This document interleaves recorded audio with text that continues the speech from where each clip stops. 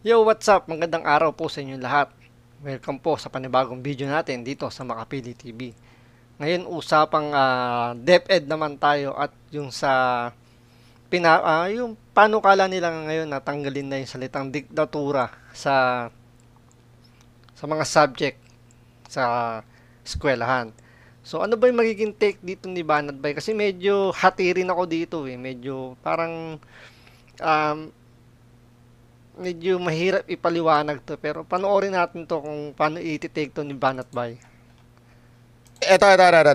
Pag-usapan natin, ha? Pag-usapan natin to, ha? Ha? Ito. Medyo, ano to, controversial tong issue na ito.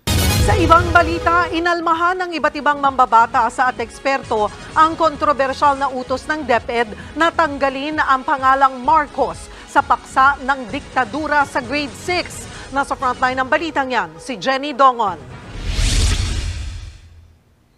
Parang binago na raw ang kasaysayan kung aalisin ang pangalan ni dating Pangulong Ferdinand Marcos Sr. pagdating sa usapin ng diktadorya. Yan ang binigyang diin ng ilang akademiko at mababatas kasunod ng bagong utos ng DepEd.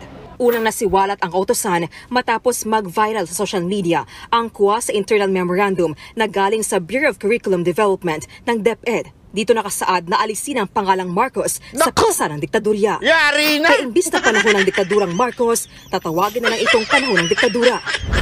Ayon kay Professor Eleanor Hizare ng UST College of Education, dapat bigyang linaw ng DepEd kung ano ang naging batayan kung bakit kailangan itong gawin.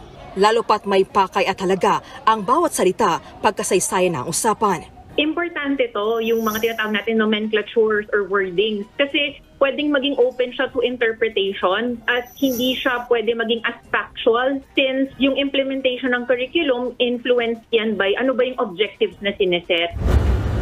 Bukod sa mga aralin, nangangamba rin si Sare na pati sa mga libro ay ma-adapt na rin ito.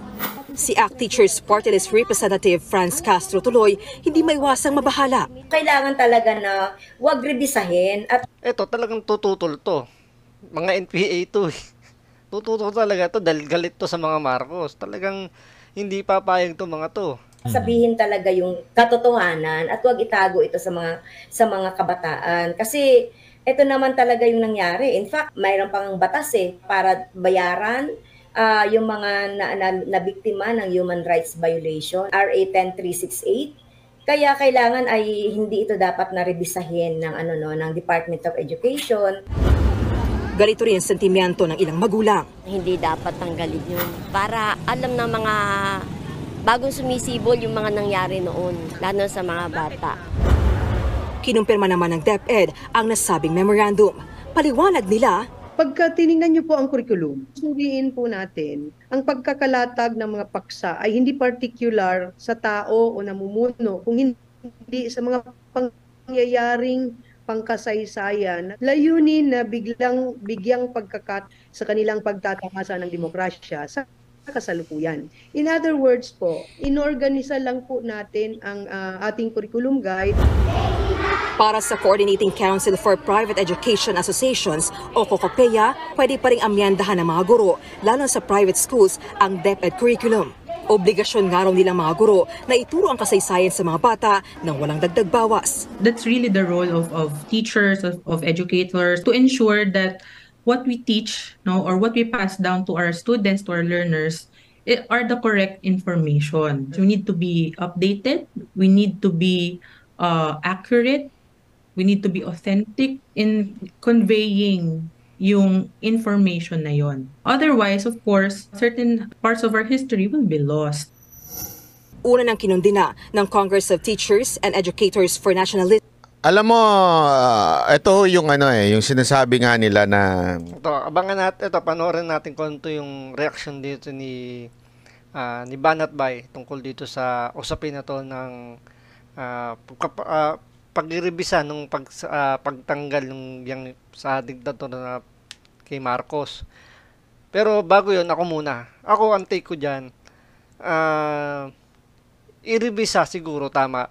Kasi may mga kasi doon na parang kinukurap kasi kagad yung mga pag-iisip ng mga estudyante natin, yung mga kabataan 'Di ba? Parang idinidiin kagad na masama kagad yung isang tao, yun imbis na yun nangyari. Kasi parang ang nangyayari, tinuturo kagad yung tao as masamang tao kagad.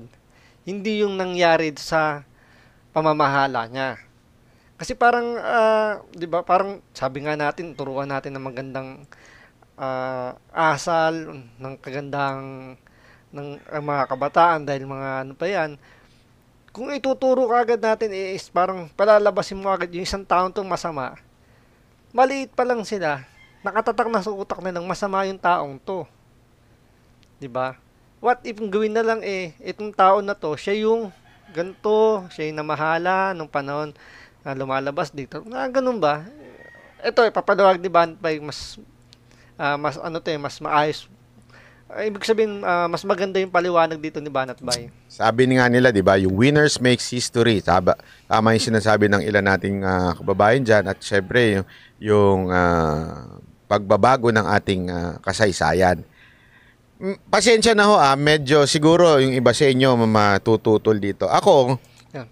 Sana lang po, maging open minded po tayo. Parang ano lang yan, parang networking, open-minded tayo. Pakinggan nyo muna sa natin balansehin. Hindi pwedeng nagpapaliwanag pa lang yung utak natin sarado na kagad na hindi, mali yan. So, pakinggan muna natin itong paliwanag ni Banat-Bay. Medyo hindi naman sa papabor ako. Pero ganito kasi yan tinitingnan ko na maigi. Papaliwanag ko lang ng gusto Hindi sa kinakampihan ko mga Marcos dito. Hindi sa kinakampihan ko. Hindi, sige. Ano naman taga si Banat-Bay, tagang kritiko to ng mga Marcos. So, ano lang siguro, gigit na siya rito. O ang ating gobyerno patungkol ho dito. Pero ang punto ko kasi dito ay ito. When you say dictator, hindi naman po yan something na facts, agad-agad. Anong punto ko? Wag sinabi mo isang tao criminal, it is proven by court. Criminal siya. Bakit? Nakapatay siya, halimbawa. Criminal. Pero when you say dictator, depende kung sino nagsabi. Diba? Correct. Diba? Kung sino yung nagkwento, sino yung nagsabi, siya yung magde-decide kung sino yung tao na yun. Tandaan natin, ang naglagay lang ng salitang dictator dyan ay yung panahon ng mga Aquino, yung kalaban ni Marcos. Diba? Correct. Tama sinabi ni Banat-Bay. Yung kalaban ni Marcos ang naglagay ng salitang diktador sa kanya. Pero, yung mga nasa side ni Marcos, hindi diktador ang tawag sa kanya, hero. Diba? Depende talaga yan kung sino yung magkikwento. So, kung ang sinasabi nila, kalayaan ng mga kabataan, kung ano ang kanilang gustong, alam mo yun, kasi sinasabi ng ibang mga dyan, nakikipaglaban, kalayaan yan bakit nyo sinasakalang kalayaan? Yun na nga Let us not put doon sa mga tao yung salitang dictator si Marcos. But rather, explain natin bakit tinawag siyang dictator. Diba? Tama. Naintindihan natin? Sa madaling salita, hindi mo naman sinabing, kasi unless pinalitan, wag na nating gawing dictator Marcos, diktador na si Marcos, gawin nating bayani si Marcos. Yan, tutol ako. Bakit? Pareho lang yun Diba? Parehong opinion. Ang diktador o pagiging bayani ng isang tao ay isang opinion lamang. Hindi ito facts na merong legal, ito ang ebidensya ng legal at sabi ng korte, dictator siya. At sabi ng korte, bayani siya. Hindi natin pwedeng sabihin yun. Diba? Opinion yan. Opinion kung diktador siya o siya ay bayani. Correct. Diba? Very well said yung sinabi ni Banat-Bay Opinion lang naman yun Wala naman talaga nagpapatunay. Sino ba nagsabing diktator? Diba? Yung kalaban sa politika. Pero yung hindi kalaban sa politika, yung mga taga-suporta, yung mga naglo-look up sa mga Marcos, ang tawag nila dyan, bayani. Diba? It's parang labanan lang to ng ng opinion. Diba? Kaya ang magandang gawin ng mga guro ay ipaliwanag. Bakit ba tinatawag na nagkaroon ng dictatorship noong panahon ni Marcos? Ipaliwanag ng mga guro. Ngayon, ikaw na mamamayan, ikaw na bata, ikaw ngayon na magsabi kung etong klase ng pamumuno ay diktador o hindi. Tama. Napakagandang paliwanag ni Banat Bay doon. Hayaan yung estudyante ang mag-decide kung totoo ba yung pagiging diktador ni Marcos. Pero syempre, andyan pa rin dapat yung sa teacher. Dapat maayos yung pagkakapaliwanag niya para walang bias. Kasi pwedeng ang ilalaban naman dyan ng mga makakaliwa o yung mga ayaw sa revision na to, isabing, hindi, pinapanigan ninyo. 'Di ba? Doon parang may problema tayo doon kasi doon magkakagulo kasi doon hindi magkakaroon ng kalituhan sa estudyante naman doon. Kung merong magkaroon ng issue na sabihin pinapanigan ng mga guro, ng mga teacher yung pagrebisa ng pangalan ng mga Marcos. Yun, binibigyan mo ng kalayaan ang estudyante na magsabi kung diktador siya o hindi. Yun lang po sa akin. Di ba? Naintindihan niyo ibig sabihin?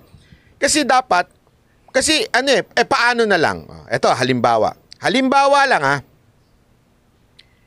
kunwari lang, nanalo, hindi si Marcos, si Robredo. Tapos, itawag niya, palitan niya lahat ng textbook. Killer Duterte ang ilagay niya. That's an opinion, di ba? Kasi wala namang